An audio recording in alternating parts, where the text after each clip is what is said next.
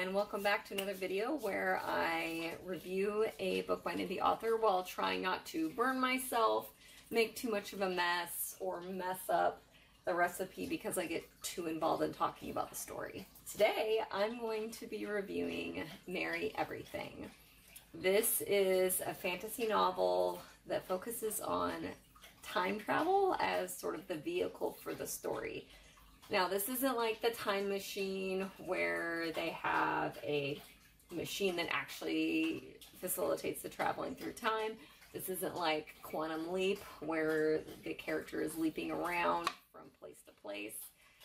It's a little bit more of like the Time Traveler's Wife vibe where the character sort of disappears and travels into the past. But instead of it being within her lifetime, she travels back to the 1920s. They refer to her as displaced, and she's not the only one, our main character, who is named Courtney. There are other people who often find themselves displaced in time. We start our story in 2004, but she travels into the 20s. So in honor of that, I'm going to make a 1920s classic, the no-bake Woolworth Icebox cheesecake. Now, in the 1920s, icebox cakes became very popular because ladies were starting to socialize more. And so to kind of cut down the time that they had to be at home baking dessert for their family, they would have a recipe where they just throw a bunch of ingredients into a tin, stick it in the fridge, and then by the time dinner was over, they had a dessert. So we're going to start this recipe with Jello. We have a 3-ounce package of lemon Jello, and I'm going to mix that with a cup of boiling water, which is about ready. So like I said, our main character, her name is Courtney, and we open up on her in 2004. And she's had a rough life. There are some trigger warnings in this story for abuse, like child abuse, just so you're aware. So she's kind of grown up in a very volatile household. And in order to escape that household, she kind of wanders away from home and she ends up meeting some friends. Mary and Nellie was the other girl. But we kind of discover that her friends are in like the 19-teens. And so, but she's able to visit them at her whim, basically. And we don't really know why she ends up staying in her own timeline at first. But it's clear that there's some sort of danger involved with Courtney traveling back and forth between the late 19-teens and her own timeline. She develops a very close friendship with Mary and ends up kind of starting a budding romance, but they aren't really able to explore that because Courtney ends up staying in her own time and she doesn't really visit her friends. So we open up on her in college, and she's working the archives of the college. All right, so I've got my Jello, and I'm dissolving it, but it's not doing a very good job because it's kind of getting all clumped up. So I'm going to take a second to really focus on this because, as we all know, if I get distracted, it turns into a disaster. Okay, my lemon Jello is cooling, so now the next thing we're going to do is we need 3 cups of graham crackers. But they need to be crumbed up, so I'm going to take out some energy and frustration onto these graham crackers by pounding them with a mallet. So Courtney is wandering around campus at one time, and she sees this girl, and she's dressed in kind of vintage clothing, and she thinks, oh, that's really cool. And like, she really pulls it off. Like, she looks like she stepped out of the 1920s.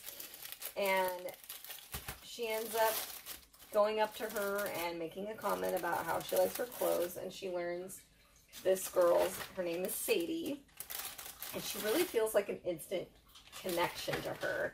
And then she kind of realizes, based on some of Sadie's verbiage and just her, not understanding certain things, that she doesn't just look like she's from the 20s, she is from the 20s.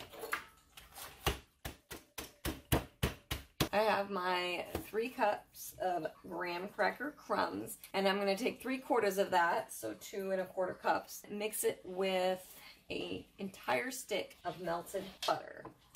The downside to this recipe, though, is you do end up using a lot of dishes, and I apologize in advance to my husband for that, because he'll be the one cleaning them all. So Courtney has met Sadie, the very sweet young gal from the 1920s, and throughout their conversations, they find this instant connection to each other, which is one of the really sweet things about the book. Not just like love, but the platonic love of a really strong friendship, especially between these ladies. It's really refreshing in a lot of stories where the author explores the multiple different kinds of love. Like, just because they're not in a romance doesn't mean they can't have this kind of a strong connection, this do or die, I would do anything for this person, especially between strong female characters. I really like that part of the story. So I've got my graham crackers. I'm going to mix that with this butter. While I tell you what happens to Courtney, she's going to meet her friend Sadie, and she ends up, as she's moving through her world, realizes that things around her are starting to change, and she ends up being displaced into the 1920s. So I'm taking the graham cracker crumble mixture, and I'm just pressing that into the bottom of a 9x13 pan, and then I have the rest of my graham crackers all crumbled up for the top portion, but this is going to go into the bottom of the pan here. So Courtney, like I said, is now in the 20s, but there's a group of men who are almost like Robocops, so they're kind of policing who's traveling between the timelines, and they know she's there, and she's not supposed to be there, so they kind of hunt her down and try to kick her out of the timeline. I won't say why they're so intent on pursuing her, because there are some spoilers involved in that, but they are not good dudes. These aren't like friendly cops just trying to make things right in the timeline. These are some nasty dudes. There is trigger warnings for SA, and definitely for their inner dialogue thoughts are very disturbing and unpleasant. So just a heads up for you guys on that. Okay, so now I've got the bottom of this pan covered with my butter and graham cracker crumbly crust.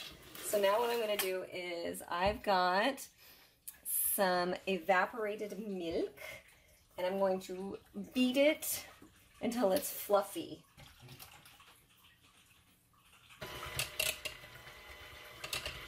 So Courtney does end up finding her friends. Not only does she meet up with Sadie, but she also meets up with her older friends Mary and Nellie. They're kind of hidden away and form this sort of coalition where they're going to protect Courtney, and they're going to find out what these guys' agenda is. There's a lot of talk about the timelines and how time works and different sort of ways to open up portals, look through the time. The author obviously did their homework and is probably like much smarter than I am, but thankfully lays it out in a way that this dum-dum could figure out. It's very unique. One of the most unique kind of descriptions of a time travel kind of plot point that I've read. Very much based in like the scientific realm, which I appreciate as a scientific person. Makes it all the more plausible that this is something that could actually be happening. Another character that we meet is a magician, basically. She's a war hero, and she's on their side, and she kind of is their warrior. So this isn't getting very fluffy. I'm not quite sure how fluffy this is supposed to be. Maybe I just need to go faster. So now I'm in a large bowl. I've got cream cheese. So this is going to be an entire 8-ounce package of cream cheese. I'm going to add a cup of sugar and then 4 tablespoons of lemon juice. Also, my evaporated milk it definitely got frothy, but I was expecting it would be like whipped up cream, but it's not. This is a book 1, so we are left kind of at a cliffhanger. I mean, there is some resolution of some mysteries, but it kind of leaves open to what's going to happen next in their story. The writing was very unique. the way that the author used a lot of the dialogue to drive the story, and just the formatting in general. The book was very pretty and very different, so very easy to read, also very enjoyable to read. I'm doing the thing that always freaks my husband out, which is measuring it right over the bowl. If I was a 1920s housewife, I probably would be golden, but I'm not. Smooth it out, doing exactly what it's supposed to do. Unlike the evaporated milk, it's gonna be all kinds of lemony. We're folding in our whipped evaporated milk, and I just apologize to all 1920s homemakers everywhere that this is just, it's not a folding in situation, it's a dumping it in situation. I'm sorry. Good luck. It's just very watery, and I'm very worried that this is not going to turn out very good. Maybe if I like whip all this together. I'm going to try that. So it's pretty liquidy still, and turns out based on research that the evaporated milk should have been frozen. So like in the freezer instead of just chilled. But hopefully this still works. I'm going to go ahead and just pour this into my pan carefully. And then now I'm going to top that with my remaining graham crackers. And hopefully they don't end up just like sinking because of my lack of stiff filling. I don't think anybody's going to complain. I've been slaving all day for you while you were at work, so please just don't complain about my cooking. This is going to sit in the fridge to chill for at least 2 hours. It said you can also do it overnight, but 2 hours, because we got to go socialize. We are some flapper ladies. We got things to do. We got to, like, save humanity and travel through time and stuff. I will be back in 2 hours to unleash this delicious Woolworth Icebox cheesecake. Okay, our delicious cheesecake is going to be coming out soon. Also, editing Mandy realized that I was saying like icebox like almost the entire time. I thought I was saying icebox, but it sounds like icebox. So that's fun. So I decided though that I can't have this delicious piece of cake without having some sort of cocktail to go with it, because as a 1920s socialite, I'm just getting thirsty having to take care of all these people and going out dancing and the home life and the social life. It's just so hard. I need a drink. So this drink is called the Bee's Knees. And for those of you who have read the Merry Everything or have explored the 1920s, you know the Bee's Knees is a phrase that they use quite often. So I've got a shaker full of ice, and I have a chilled martini glass. Into the shaker, I'm going to put 2 ounces of gin. This time I'm using the Esme gin, which is one of my favorites. I just want to point out, I know this is a lot of gin, and no, I don't have a problem. All right. Next, I'm going to add 3/4 ounce of lemon juice, and it calls for freshly squeezed, and it's definitely going to be freshly squeezed from a bottle. And to that, I'm going to add a 1/2 ounce of honey syrup. For those of you who don't know, honey syrup, like simple syrup, can be made at home. This is a 1-to-1 ratio of honey to water. You just heat it up on the pan until it's completely dissolved. I use raw unfiltered honey, so it's going to be a little bit cloudy, but it is a delicious additive that you can make at home for your cocktail enjoyment. Shake it.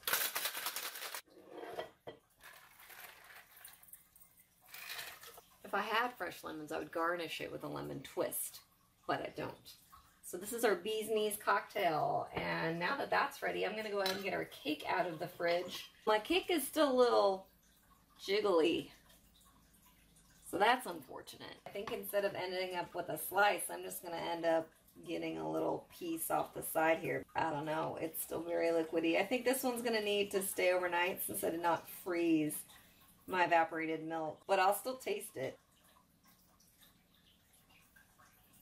It's really good. And if I was a better housewife, I think that would be prepared. But, you know, I think it's perfect that I paired a cocktail with this, because then I can drown in my failures with this bee's knees.